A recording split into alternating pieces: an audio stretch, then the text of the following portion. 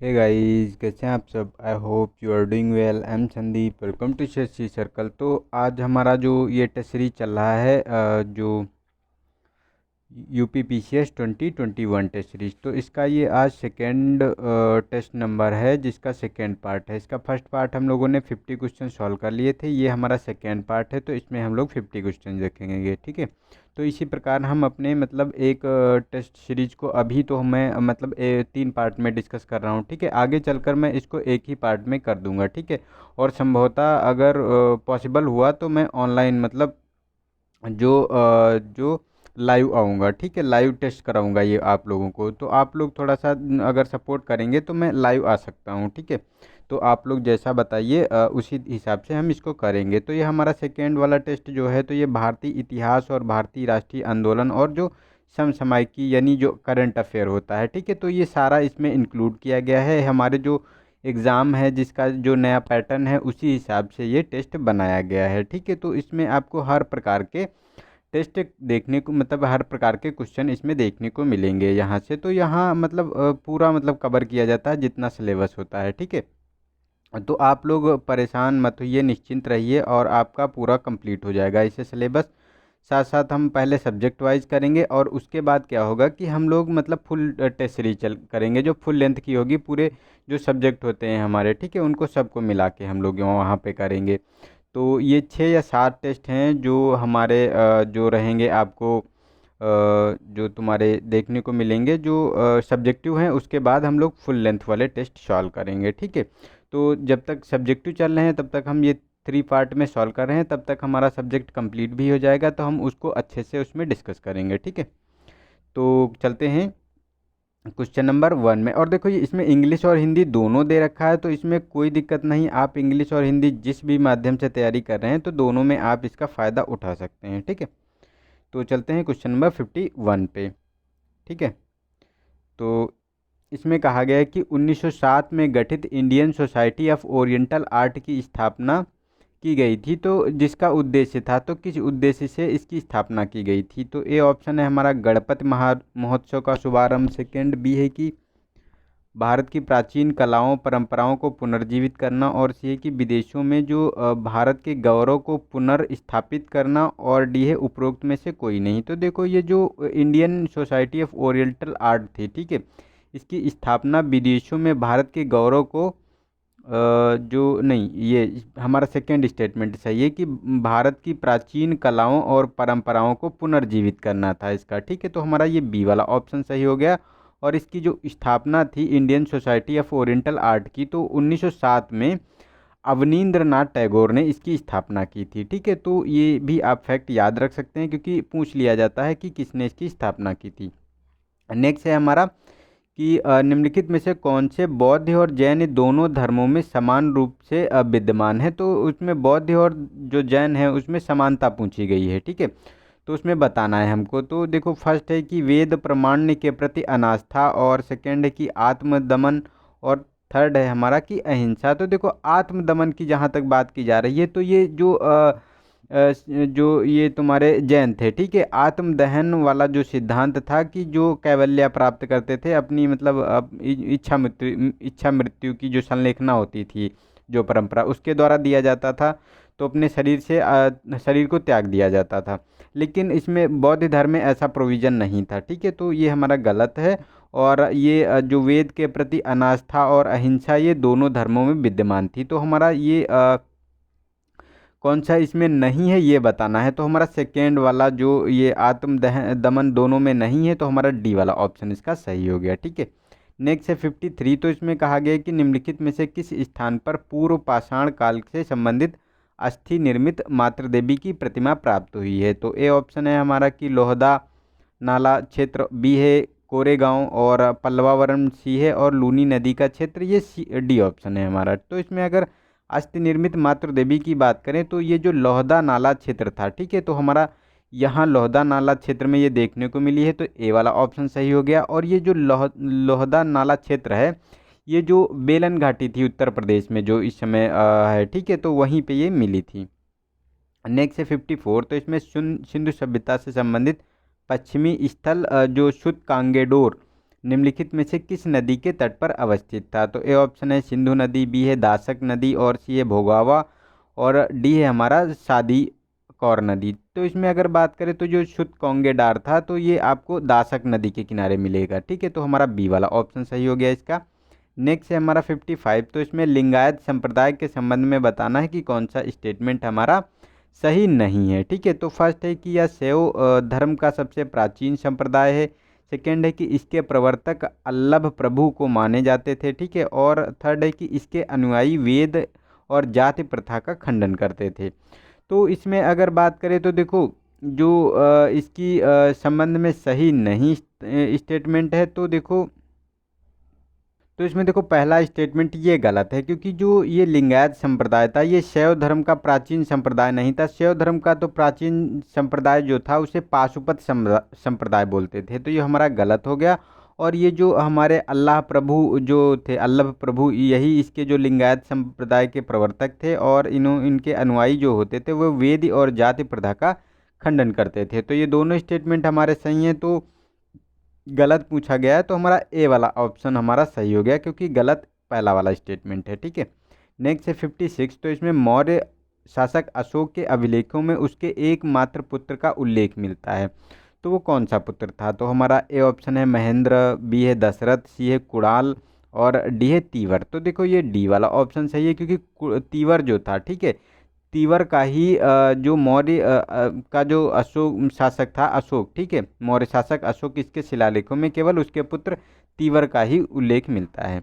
Next है 57। तो इसमें कहा गया कि मोहम्मद बिन तुगलक द्वारा क्रियान्वित निम्नलिखित सुधारों को कालक्रम में व्यवस्थित करना है इसमें। ठीक है, तो मोहम्मद बिन तुगलक ने कौन कौन से कार्य किए हैं उनको हमको क्रम में लगाना है। तो हमारा सांकेतिक मुद्रा का प्रचलन फर्स्ट स्टेटमेंट है। सेकेंड है कि राजधानी परिवर्तन। थर्ड है दोआब कर में वृद्धि, और खुरासान और कराचिल अभियान।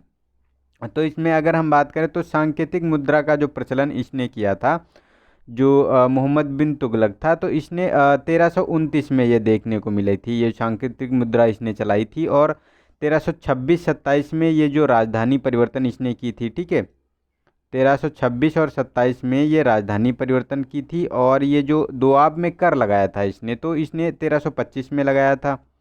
ठीक है, और ये जो खुरासान का जो अभियान था तो ये चलाया गया था ये 1330 में, 1330-31 में ये मतलब अभियान चलाया था उसने। ठीक है, तो इसमें अगर मिलान करें कि मतलब क्रम में लगाएं इसमें, तो देखो सबसे पहले 25 वाला ये मतलब दोआब में इसने कर लगाया है। ठीक है, तो ये हमारा थर्ड पहले हो गया। उसके बाद इसने राजधानी परिवर्तित की है। ठीक है, और उसके बाद इसने सांकेतिक मुद्रा चलाई है, और सबसे लास्ट में इसने खुरासान और कराचिल अभियान किया है। तो हमारा थर्ड, सेकेंड, वन और फोर्थ होना चाहिए। तो थर्ड, सेकेंड और वन फोर्थ कौन सा है? थर्ड, सेकेंड, वन और फोर्थ, तो हमारा बी वाला ऑप्शन इसका सही हो गया। ठीक है, नेक्स्ट है हमारा 58 क्वेश्चन नंबर। तो इसमें कहा गया कि मध्यकाल में कृष्ण भक्ति को लोकप्रिय बनाने के उद्देश्य से निम्नलिखित में से किसने 8 कवियों के समूह यानी अष्टछाप की स्थापना की थी? तो फर्स्ट ए ऑप्शन है हमारा वल्लभाचार्य, सेकेंड चैतन्य महाप्रभु, सी विट्ठलनाथ, और डी शंकरदेव। तो इसमें देखो जो विट्ठलनाथ थे, ठीक है, इन्होंने ही अष्टछाप कवियों की स्थापना की थी। इसमें 8 कवियों का एक समूह था ये। ठीक है, नेक्स्ट है 59। तो इसमें 19वीं शताब्दी में ब्रिटिश शासकों द्वारा पारित लेक्स लोकी अधिनियम 1850 का विरोध भारतीय राष्ट्रवादियों ने निम्नलिखित में से किस कारण से किया था?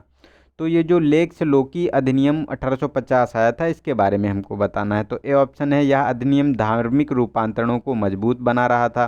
सेकेंड है कि यह अधिनियम महिला शिक्षा को बढ़ावा दे रहा था। यह अधिनियम गौवंश की हत्या को प्रोत्साहित कर रहा था। और यह अधिनियम बहुविवाह प्रथा पर रोक आरोपित कर रहा था। तो देखो इसमें अगर बात करें तो हमारा ए वाला ऑप्शन सही हो गया, क्योंकि यह अधिनियम जो है धार्मिक रूपांतरण को मजबूत कर रहा था। क्योंकि ये जो लेक्स लोकी अधिनियम था इसमें था क्या एक्चुअली, तो इसमें हिंदू से जो ईसाई बन रहे थे, ठीक है, जो धर्म परिवर्तन कर रहे थे, उसको पैतृक संपत्ति का अधिकार था। तो इसीलिए ये मतलब बहुत ज़्यादा चर्चा में रहा था और इसका बहुत ज़्यादा विरोध भी हुआ था। नेक्स्ट है 60 क्वेश्चन नंबर। तो होम रूल आंदोलन के दौरान जो मजिस्ट्रेट की अदालतों में निम्नलिखित में से किसके नेतृत्व में वकीलों के समूह ने बाल गंगाधर तिलक की ओर से मुकदमा लड़ा था?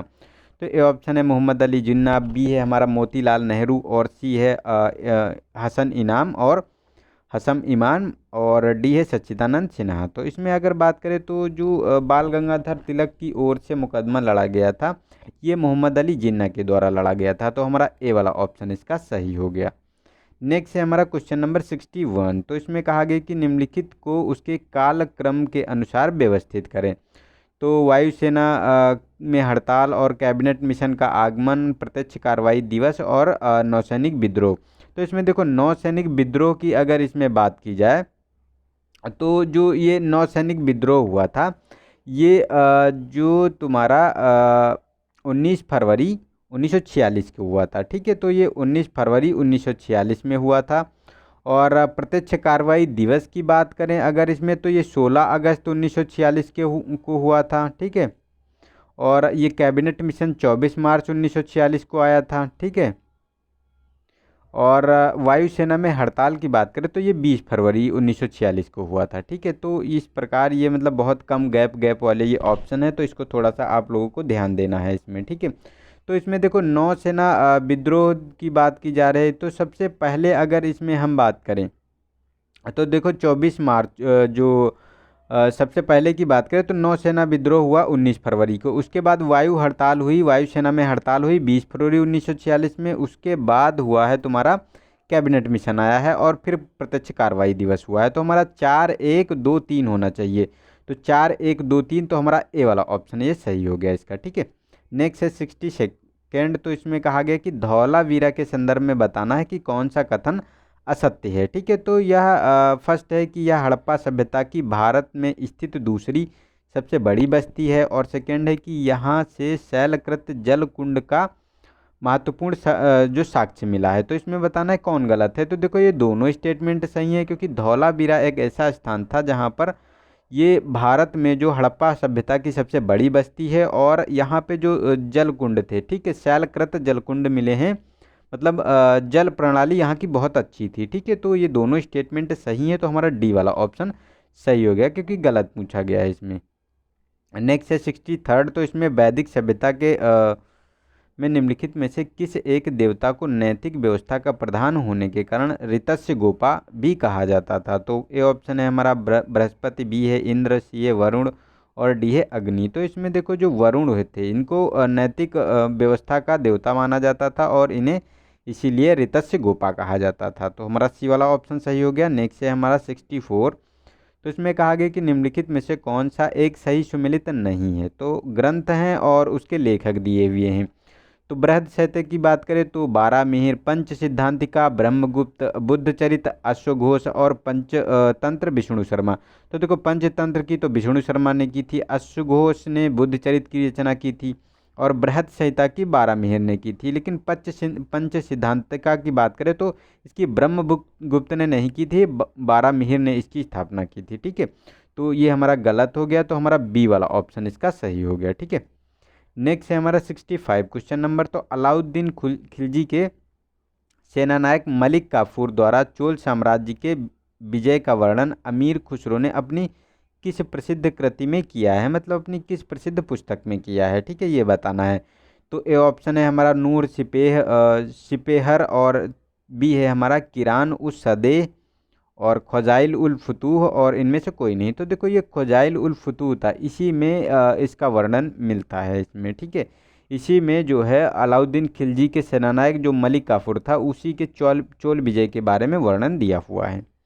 नेक्स्ट है हमारा क्वेश्चन नंबर 66। तो इसमें सूची 1 को सूची 2 से मिलान करना है हमें। ठीक है, तो ए ऑप्शन है हमारा हल्दी घाटी का युद्ध, बाबर, बिलग्राम का युद्ध अकबर, और खुरासान विद्रोह हुमायूं, और खनवा का युद्ध जहांगीर। तो देखो इसमें खनवा का जो युद्ध किया था तो ये बाबर ने किया था। ठीक है, और जो खुसरो का विद्रोह हुआ था तो ये जहांगीर के शासनकाल में हुआ था। बिलग्राम जो युद्ध लड़ा गया था हुमायूं द्वारा लड़ा गया था, और जो हल्दी घाटी का युद्ध लड़ा था ये अकबर ने लड़ा था हेमू के खिलाफ। ठीक है, तो ये हमारे अगर मिलान की बात करें तो हमारा 2 3 4 1 होना चाहिए। तो 2 3 4 1, तो हमारा डी वाला ऑप्शन इसका सही हो गया। ठीक है, नेक्स्ट है 67। तो इसमें कथन ए और कारण बी के कारण आर के बारे में हमको बताना है। तो फर्स्ट है कि रॉलट कानून से सरकार ने स्वयं को ऐसी भयानक शक्तियों से लैस करने का फैसला किया था जो कानून के शासन के स्वीकृत सिद्धांतों के प्रतिकूल थी। सेकेंड आर है कि मतलब रॉलट कानून से सरकार सरकारी सुधारों से संतुष्ट न होने वाले राष्ट्रवादियों को कुचल देना चाहती थी। तो ये देखो कथन तो सही है ही, क्योंकि उसने ऐसा इसीलिए किया था। ये रॉलट कानून जो था तो एक काला कानून था, इसमें कोई बिना दलील बिना वकील इसमें जेल में डाला जा सकता था, ठीक है। और जो कोई राष्ट्रवादी थे उनको कुचलने का काम करता था। तो देखो ये एक कथन भी सही है और उसका जो कारण है वो भी सही है, और इसकी जो व्याख्या जो आर ए की व्याख्या भी करता है। तो हमारा ए वाला ऑप्शन इसका सही हो गया। नेक्स्ट है हमारा क्वेश्चन नंबर 68। तो इसमें बंगाल के निम्न शासकों का सही क्रम व्यवस्थित करना है, ठीक है। तो बंगाल के शासन के बारे में हम देखते हैं। तो हमारा फर्स्ट है कि मुर्शिद कुली खां, सेकंड है अली वर्दी खां, सरफराज खां और शुजाउद्दीन। तो इसमें अगर बात करें तो अली वर्दी खां ये सबसे पहले बंगाल का शासक बना था, ठीक है, मुगल काल के समय, ठीक है। तो इसका अगर का जो ये सबसे पहले आया था। उसके बाद अगर बात करें तो शुजाउद्दीन आया था ये, और फिर आया था थर्ड पोजीशन पे सरफराज, और लास्ट में आया था ये अली वर्दी, ठीक है। तो इसमें अगर मिलान करें तो हमारा फर्स्ट फोर्थ और थर्ड सेकेंड होना चाहिए। तो हमारा 1 4 3 2 होना चाहिए। तो 1 4 3 2, तो हमारा ए वाला ऑप्शन इसका सही हो गया। नेक्स्ट है हमारा 69 क्वेश्चन नंबर। तो इसमें कहा गया कि हमने अपने शत्रु को प्रभावशाली ढंग से पंगु बना दिया तथा साथियों को भी शक्तिशाली नहीं बनने दिया। तो ये जो टिप्पणी की गई थी किस संधि से संबंधित थी, सॉरी। तो अगर इसमें बात करें तो ए ऑप्शन है हमारा मद्रास की संधि, सेकंड बी है श्रीरंगपट्टनम की संधि, और सी है सालबाई की संधि, और डी है मैंगलोर की संधि। तो इसमें देखो जो श्रीरंगपट्टनम की संधि हुई थी उसी में ये कहा गया था लॉर्ड कालवानिस के द्वारा कि मतलब मैंने अपने शत्रु को भी पंगु कर दिया, मतलब उसे बर्बाद कर दिया, और अपने जो साथी थे जैसे निजाम और मराठा इनकी तरफ से लड़ रहे थे अंग्रेजों की तरफ से टीपू सुल्तान के खिलाफ, ठीक है।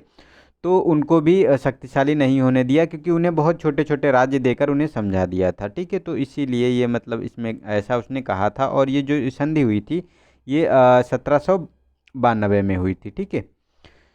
तो ये हमारा बी ऑप्शन सही हो गया। नेक्स्ट है हमारा 70 क्वेश्चन नंबर। तो इसमें ब्रिटिश इतिहासकार जिसने बंगाल को दोहरी शासन व्यवस्था के काल को खुली और निर्लज्जतापूर्ण लूट का युग बताया था। तो ए ऑप्शन है कर्नल माल्सन, और बी है परसिवाल स्पीयर, और सी है दादा भाई नौरोजी, और डी है नवीन चंद्र सेन। तो इसमें देखो जो परसिवल स्पीयर था, ठीक है, इसी ने कहा था कि जो दोहरा शासन ये द्वैध शासन जो बंगाल में लगाया गया है इनके द्वारा अंग्रेजों के द्वारा, तो इन्होंने क्या किया है खुली और निर्लज्जतापूर्ण लूट मचाई है वहाँ पे, ठीक है। इसीलिए ये कथन निकल कर आया था वहाँ से।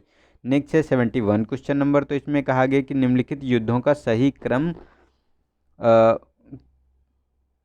क्रम में उनको सुमेलित करना है, मतलब मिलान करना है उसका, ठीक है। तो इसमें फर्स्ट है कि अंबर युद्ध, सेकेंड बी है बक्सर युद्ध, वाडीवास और प्लासी। तो देखो 1757 में ये प्लासी हुआ था, इसको तो सभी कोई जानता है, ठीक है। वाडीवास जो हुआ था 1760 में हुआ था, और ये बक्सर का 1764 में हुआ था, ठीक है। और ये अंबर युद्ध की अगर हम बात करें इसमें, ठीक है, तो ये अंबर युद्ध जो आपको देखने को मिला था ये 1749 में हुआ था, ठीक है। तो सबसे पहले ये अंबर युद्ध हुआ था। तो हमारा फर्स्ट और उसके बाद फर्स्ट फोर्थ मतलब पहला चौथा और तीसरा दूसरा, ठीक है। तो पहला चौथा कौन सा है, तो हमारा बी वाला ऑप्शन है, पहला चौथा तीसरा दूसरा, ठीक है। तो बी वाला ऑप्शन सही हो गया। नेक्स्ट है हमारा 72 क्वेश्चन नंबर। तो महात्मा गांधी की अध्यक्षता में निम्नलिखित में से किस आंदोलन या सत्याग्रह में गुजरात सभा द्वारा भूमिका निभाई गई थी, ठीक है। तो इसमें अगर बात करें तो ए ऑप्शन है हमारा खेड़ा कृषक आंदोलन, बी है बारदौली सत्याग्रह, सी है सविनय अवज्ञा आंदोलन, और डी है नील सत्याग्रह। तो इसमें देखो जो खेड़ा कृषक आंदोलन था, ठीक है, इसी में ये जो है जो सभा थी गुजरात सभा आयोजित की गई थी, उसकी अध्यक्षता गांधी जी ने की थी। और इसमें जो किसान थे, ठीक है, किसानों पे जो लगान दिया जाता था, तो जो सूखा हो गया था उस समय, ठीक है, ये 1918 की बात है। तो उसमें सूखा पड़ गया था, लेकिन सरकार जो है उसे मानने के लिए तैयार नहीं थी कि ये किसान जो है लगान नहीं दे सकते हैं, तो इसीलिए ये मतलब आंदोलन हुआ था। नेक्स्ट है 73rd, तो भारतीय स्वतंत्रता संग्राम में जो दत्त ब्रेडले सिद्धांत संबंधित था। तो फर्स्ट है कि श्रमिक आंदोलन विवाद से, सेकंड है कि कृषि कर पद्धति से, और सी है साम्यवादी आंदोलन से, और डी है कि भारतीयों को सिविल सेवाओं में प्रतिनिधित्व से। तो इसमें अगर हम बात करें तो जो दत्त ब्रिडले जो सिद्धांत था, तो ये साम्यवादी आंदोलन से था। ये जो क्या था कि इसमें एक्चुअली था क्या कि जब ये तुम्हारा साम्यवादी आंदोलन चल रहा था, कम्युनिस्ट आंदोलन जो चल रहा था, उस समय क्या था, ये मतलब एक एजेंडा निकल के आया था, उसके जो सिद्धांत थे, इसीलिए ये उससे संबंधित था। नेक्स्ट है 74, तो इसमें मराठाओं के साथ होने वाले निम्नलिखित में से किस एक संधि को वॉरेन हास्टिंग ने कागज का एक टुकड़ा मात्र कहा था। तो ए ऑप्शन है हमारा ग्वालियर की संधि, बी है सुरजी अर्जन गांव की संधि, और पुरंदर की संधि, मंदसौर की संधि। तो इसमें देखो जो पुरंदर की संधि थी उसी को उसने जो है वॉरेन हास्टिंग में मात्र जो एक कागज का टुकड़ा कहा था। ये 1776 में हुई थी, और ये पेशवा जो माधवराव और जो नारायण राव थे, ठीक है, इन्हीं के बीच हुई थी इसमें, ठीक है। तो ये हमारा बी वाला ऑप्शन सही हो गया इसका। नेक्स्ट है 75 क्वेश्चन नंबर, तो इसमें बताना है निम्नलिखित में से समाचार पत्र पंडित मदन मोहन मालवीय द्वारा 1909 में प्रारंभ किया गया। तो फर्स्ट है फ्री इंडिया, नव भारत, बी है, सी है हमारा इंडिपेंडेंट, और डी है लीडर। तो देखो ये जो लीडर समाचार पत्र था, इसकी स्थापना जो है, इसको प्रारंभ किया गया था 1909 में महात्मा पंडित मदन मोहन मालवीय के द्वारा। इसके साथ साथ इन्होंने हिंदुस्तान और अभ्युदय, दो और जो है समाचार पत्र प्रकाशित किए थे। नेक्स्ट है 76, तो इसमें निम्नलिखित युग्मों में से कौन सा सही सुमेलित है, ये बताना है। तो विद्रोह और नेता दिए हुए हैं इसमें। तो रमोशी विद्रोह की बात करें तो चित्तूर सिंह, ठीक है, खासी विद्रोह तीरथ सिंह, और संथाल विद्रोह सिद्धू और कानू।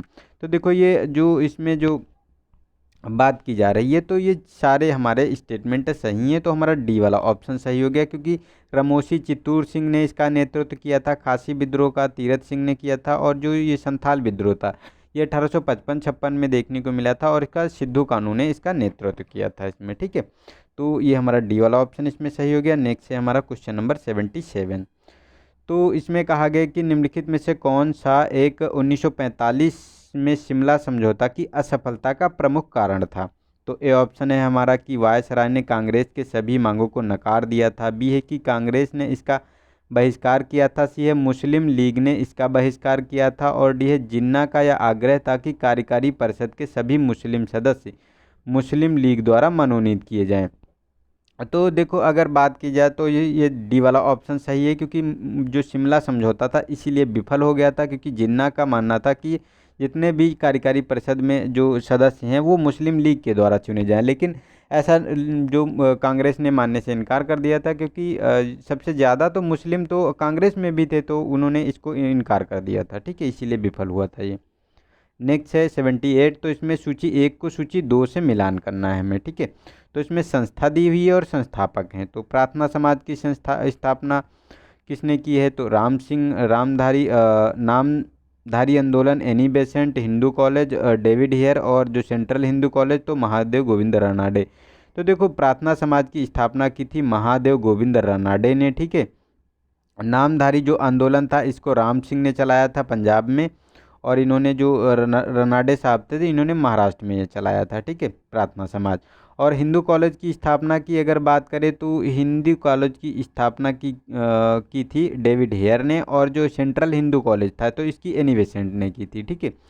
तो हमारा अगर इसमें मिलान करें तो हमारा 4-4-1-3-2 होना चाहिए, ठीक है। तो 4-1-3-2 हमारा डी वाला ऑप्शन है, ठीक है, 4-1-3-2, ठीक है। तो हमारा डी वाला ऑप्शन इसमें सही हो गया। नेक्स्ट है हमारा क्वेश्चन नंबर 79, तो इसमें विचार करना है, ठीक है।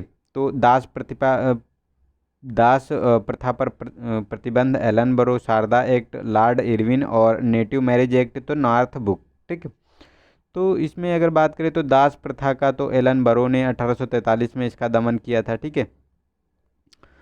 और शारदा एक्ट जो आया था इसमें, ठीक है। तो इसमें जो ये लॉर्ड इरविन के समय आया था, ये 1900 1930 के समय, ठीक है। और ये जो जो नेटिव मैरिज एक्ट था तो ये नॉर्थ बुक के समय आया था, ये 1872 में, ठीक है। तो ये तीनों हमारे से मिलित हैं, तो डी वाला ऑप्शन सही हो गया। नेक्स्ट है हमारा 80 क्वेश्चन नंबर। तो इसमें अवध के नवाब को उसके कालक्रम के अनुसार व्यवस्थित करना है। तो इसमें देखो शुजाउद्दौला है, ठीक है, सादत खां है, सफदर जंग है और ये आसफुद्दौला है। तो इसमें देखो सबसे पहले बात करें तो सादत खां जो ये सबसे पहले वहाँ अवध की इसने स्थापना ही की थी। उसके बाद सफदर जंग आया था और फिर शुजाउद्दौला और उसके बाद आसफुद्दौला, ठीक है। तो हमारा 2 2 4 1 3 होना चाहिए, तो 2 4 1 3, तो हमारा ए वाला ऑप्शन इसका सही हो गया, ठीक है। नेक्स्ट है हमारा क्वेश्चन नंबर 81। तो इसमें कौन सा सही सुमेलित नहीं है ये बताना है, ठीक है। तो इसमें संगठन और स्थापना वर्ष दिए हुए हैं। तो मित्र मेला की स्थापना 1999, इंडियन रिपब्लिकन आर्मी की 1930 में, ढाका अनुशीलन समिति 1904 और नौजवान भारत सभा 1924। तो देखो ये गलत है हमारा, 1924 में नौजवान भारत सभा की स्थापना नहीं हुई थी, इसकी स्थापना हुई थी 1926 में और इसकी भगत सिंह और यशपाल ने मिलकर इसकी स्थापना की थी, ठीक है। तो हमारा डी वाला ऑप्शन सही हो गया इसका, और सारे सुमेलित हैं ऊपर के। नेक्स्ट है हमारा 82। तो इसमें सविनय अवज्ञा आंदोलन की समाप्ति के पश्चात अप्रैल 1936 में किस एक की स्थापना लखनऊ में की गई थी। तो ए ऑप्शन है हमारा कि प्रांतीय रैयत सभा, बी है हमारा अखिल भारतीय किसान सभा और उत्तर प्रदेश किसान सभा, डी है कृषक प्रजा पार्टी। तो देखो इसमें अखिल भारतीय किसान सभा की स्थापना की गई थी 1936 में और इसकी अध्यक्षता जो मतलब इसके चेयरमैन उस समय थे तो सहजानंद सरस्वती थे और इसके जो महासचिव थे वो एन जी रंगा थे, ठीक है। तो ये हमारा बी वाला ऑप्शन सही हो गया। नेक्स्ट है हमारा 83 क्वेश्चन नंबर। तो इसमें निम्नलिखित कथनों पर विचार कीजिए कि कौन सा असत्य है, ये हमको कथन चुनना है इसमें, ठीक है। तो फर्स्ट है कि श्रीमती एनी बेसेंट ने स्वामी दयानंद सरस्वती के संबंध में कहा था कि वे पहले व्यक्ति थे जिन्होंने कहा था कि भारत भारतवासियों के लिए है, ठीक है। और सेकेंड है कि आर्य समाज द्वारा 1822 में गायों की रक्षा है तो गौरक्षणी सभा की स्थापना की थी। तो देखो आर्य समाज के द्वारा ही गौरक्षणी की स्थापना की गई थी, लेकिन 1822 में नहीं, ये 1882 में इसकी स्थापना की गई थी, ठीक है। तो ये हमारा गलत हो गया और फर्स्ट वाला हमारा सही है, क्योंकि स्वामी दयानंद सरस्वती को जो है एनी बेसेंट ने कहा था कि भारत भारतवासियों के लिए है, ये इन्होंने कहा था, ठीक है। और जो आर्य समाज की स्थापना भी स्वामी दयानंद सरस्वती ने 1875 में की थी। तो हमारा सही हो गया। कौन सा गलत है, तो हमारा सेकेंड वाला गलत है, तो हमारा बी वाला ऑप्शन गलत हो गया ये। नेक्स्ट है हमारा 84। तो निम्नलिखित को कालक्रम के अनुसार व्यवस्थित करें। तो फर्स्ट है कि स्वदेशी आंदोलन की योजना, सेकेंड है कि बंगाल विभाजन का प्रभावी होना और बंगाल विभाजन का निर्णय लिया जाना। तो देखो ये जो बंगाल विभाजन का सबसे पहले निर्णय लिया गया था ये 20 जुलाई को लिया गया था, 20 जुलाई 1905 को, ठीक है। और जो 16 अगस्त को ये बंगाल विभाजन प्रभावी हुआ था, ठीक है। और जो स्वदेशी आंदोलन का जो ये स्वदेशी आंदोलन की योजना बनाई गई थी तो ये 7 अगस्त 1905 को बनाई थी।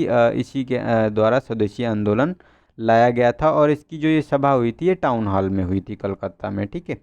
तो हमारा 3 1 2 होना चाहिए, ठीक है, 3 1 2 3 1 2, तो हमारा बी वाला ऑप्शन इसका सही हो गया, ठीक है। नेक्स्ट है हमारा क्वेश्चन नंबर 85। तो इसमें कहा गया कि बंगाल विभाजन को निम्नलिखित में से किस एक नेता ने निर्मम भूल की संज्ञा दी है। तो ए ऑप्शन है हमारा सुरेंद्र नाथ बनर्जी, बी है चित्तरंजन दास, सी है गोपाल कृष्ण गोखले, डी है लाला लाजपत राय। तो इसका देखो सी वाला ऑप्शन सही है, जो गोपाल कृष्ण गोखले हैं, ठीक है। इन्होंने ही जो इसको निर्मम भूल कहा था, जो लॉर्ड कर्जन की बंगाल विभाजन को उसकी भूल कहा था इन्होंने, ठीक है। नेक्स्ट है 86। तो इसमें निम्नलिखित में से किस एक वायसराय ने ब्रेक डाउन प्लान के तहत मार्च 1947 तक अंग्रेजों को पूर्ण रूप से भारत को छोड़ देने का सुझाव दिया गया था। तो ए ऑप्शन है माउंट बेटन, बी है लॉर्ड वेवल, सी है हमारा लॉर्ड लिनलिथगो और डी है इनमें से कोई नहीं, ठीक है। तो ये किसके द्वारा कहा गया था इस संबंध में। तो अगर इसमें बात करें तो देखो जो लॉर्ड बेवल थे, ठीक है। इन्होंने ही कहा था कि भारत को अंग्रेज़ों को छोड़ देना चाहिए और इन्होंने ब्रेक डाउन प्लान ये दिया था, ठीक है। तो हमारा बी वाला ऑप्शन सही हो गया। नेक्स्ट है हमारा 87 क्वेश्चन नंबर। तो इसमें कहा गया है कि निम्नलिखित घटनाओं में से कौन सबसे पहले घटित हुई है। तो फर्स्ट है कि प्रत्यक्ष कार्रवाई दिवस, बी है हमारा प्रथम अंतरिम सरकार का गठन, और सी है कि कैबिनेट मिशन का आगमन, और डी है हमारा कि मुस्लिम लीग का अंतरिम सरकार में शामिल होना, ठीक है। तो अगर इसमें सबसे पहले की अगर जो बात करें कि सबसे पहले कौन सा कार्यक्रम हुआ है, तो देखो 24 मार्च 1946 को कैबिनेट मिशन आया था। तो ये हमारा ए वाला ऑप्शन सही हो गया। बाकी ये प्रत्यक्ष जो कार्रवाई दिवस है तो हुआ तो 1946 में, लेकिन ये अगस्त में हुआ है, ठीक है। और ये अंतरिम सरकार तो सितंबर में गठित की गई थी, और जो ये मुस्लिम लीग का अंतरिम सरकार में जब शामिल हुई थी तो ये अक्टूबर में शामिल हुई थी, ठीक है। तो ये हमारा सी वाला ऑप्शन सही हो गया, ये सबसे पहले हुआ है। नेक्स्ट है 88 क्वेश्चन नंबर। तो इसमें रचना और उसके लेखक हैं, ठीक है। तो बृहत्कोश की हरिसेन, अष्टधाई पढ़नी, और ये लीलावती नागार्जुन। तो देखो लीलावती की जो रचना थी ये नागार्जुन ने नहीं की थी, इसकी रचना भास्कराचार्य ने की थी। तो ये हमारा गलत हो गया, और फर्स्ट एंड सेकंड सही है, क्योंकि बृहत्कोश जो थे इसकी हरिसेन ने की थी और अष्टधाई की पढ़नी ने। तो हमारा एक और दो सही हो गया, तो हमारा सी वाला ऑप्शन इसका सही है, ठीक है।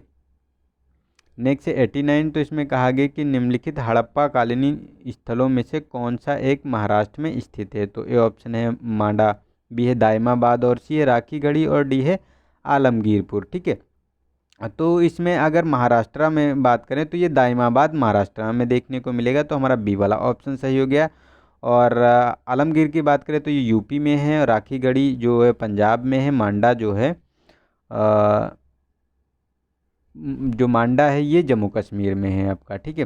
नहीं सॉरी, राखीगढ़ी जो है पंजाब में नहीं, हरियाणा में है, ठीक है।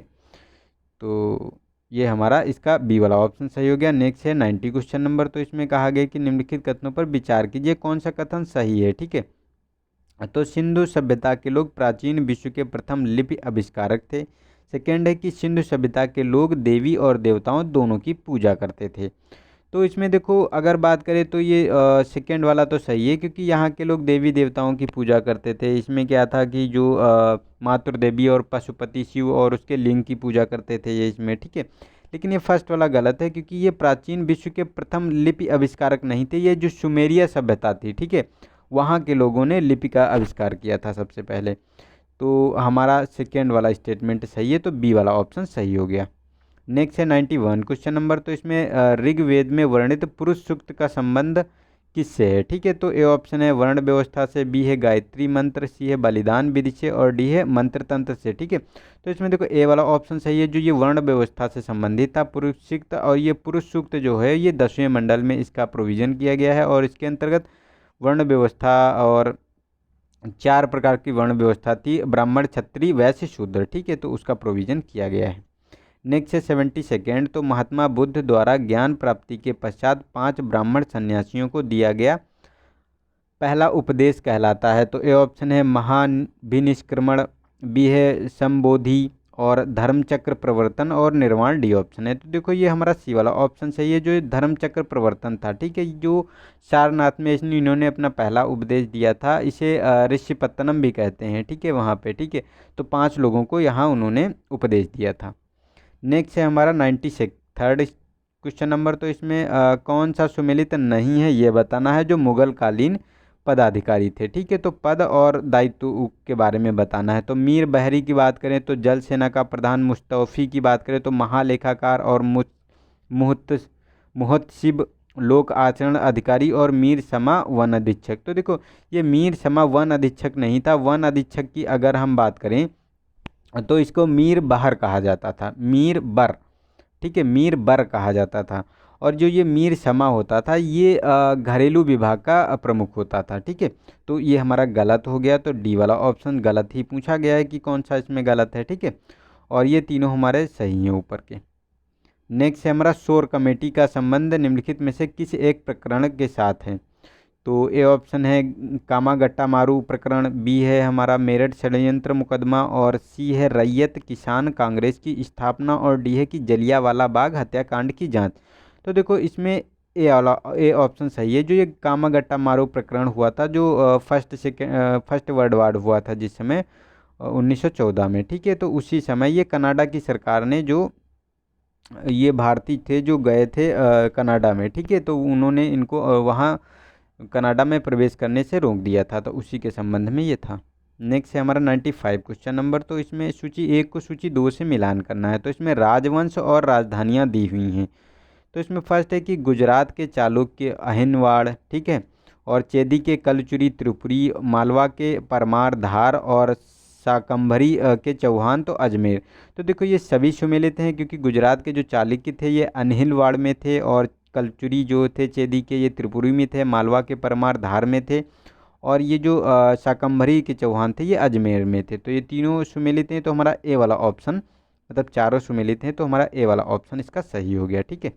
नेक्स्ट है 96। तो इसमें जेम्स अगस्ट हिक्की द्वारा 1780 में प्रकाशित द गजट को भारत का प्रथम अखबार माना जाता है। तो बंगाल गजट था एक साप्ताहिक पत्र था, पाक्षिक पत्र था, या मासिक पत्र था, या दैनिक पत्र था। तो इसमें देखो ये साप्ताहिक पत्र था, ठीक है। और इसकी स्थापना जो है किसने की थी, तो अगर इसमें बात करें तो इसकी जेम्स अगस्ट हिक्की ने इसकी स्थापना की थी, और ये अंग्रेजी समाचार पत्र था, ठीक है। नेक्स्ट है 97 क्वेश्चन नंबर। तो इसमें कहा गया कि निम्नलिखित में से किस एक भारतीय राष्ट्रीय कांग्रेस की अध्यक्षता दादा भाई नौरोजी ने नहीं की थी। तो फर्स्ट है कि कलकत्ता अधिवेशन 1886, और बम्बई अधिवेशन 1889, लाहौर अधिवेशन 1893, और ये कलकत्ता अधिवेशन 1906। तो इसमें देखो जो ये बम्बई अधिवेशन 1989 का था, ठीक है, इसकी स्थापना इन्होंने नहीं की थी। इसकी स्थापना विलियम बेडर बर्न ने की थी, और इसी में पहली बार महिलाओं ने पार्टिसिपेट किया था, ठीक है। तो ये हमारा बी वाला ऑप्शन इसका सही हो गया, ठीक है। बाकी जो ये हमारा कलकत्ता अधिवेशन 1886 का था, 1906 का था जो कलकत्ता अधिवेशन, और लाहौर अधिवेशन 1893। तो इन तीनों में दादा भाई नौरोजी ने इसकी अध्यक्षता की थी। नेक्स्ट है हमारा 98 क्वेश्चन नंबर। तो इसमें कहा गया कि निम्नलिखित में से किस आंदोलन के परिणाम स्वरूप भारतीय राष्ट्रीय कांग्रेस का विभाजन हुआ था, नरम दल और गरम दल में, ठीक है।